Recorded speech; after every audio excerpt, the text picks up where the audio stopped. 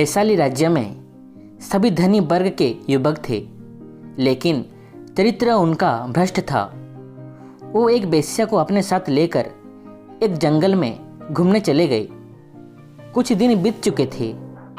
उस दिन सभी युवकों ने ज़्यादा शराब पीने से बेहोश हो गए। इसे एक सुनहरा अवसर समझकर वेश्या ने उनके सभी कीमती रत्नों, सोने के हारों, गहनों को इकट्ठा किया और लेकर भाग गई।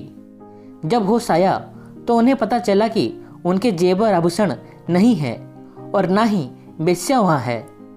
पागल के भांति वे जंगल में उस वेश्या को ढूंढने लगे। ढूंढने के दौरान संयोग से उन्हें महात्मा बुद्ध मिले। उनकी उदास और निराशा को देख तथागत इसके कारण पूछे।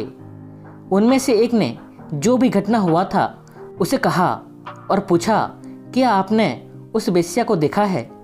तथागत ने कहा, हे मूर्ख युवकों, तुम सब उस स्त्री को व्यर्थ में खोजने की कोशिश कर रहे हो।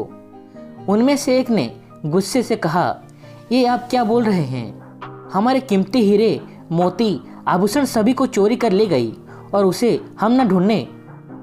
अवश्य ही ढूंढना चाहिए, लेकिन पहले उस गिरे हुए स्त्री को नहीं, बल्कि उस आत्मा की तलाश करो जो आप लोग खो चुके हैं।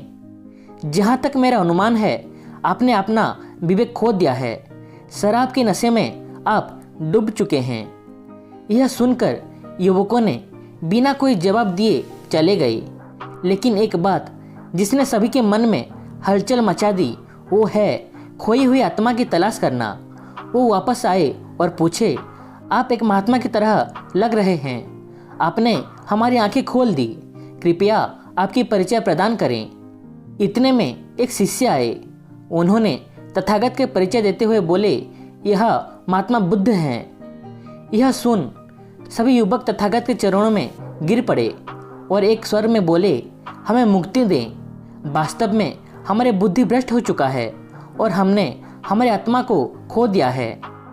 इसी दौरान उस वेश्या अचानक से उस मौके पर आ गई थी और एक पेड़ के पीछे छिपकर उनकी सभी बातों को सुन रही थी। वो तथागत के पास आई और सभी रत्नों को उनके पैरों के नीचे समर्पण कर दी और बोली, हे महात्मा, मुझे इस घिनौना अवस्था से उद्धार करें।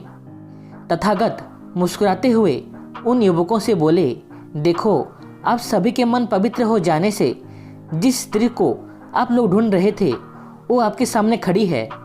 आपके जेवर आभूषणों को ले सकते हैं। लेकिन उन्होंने इसे ग्रहण करने से मना कर दिया।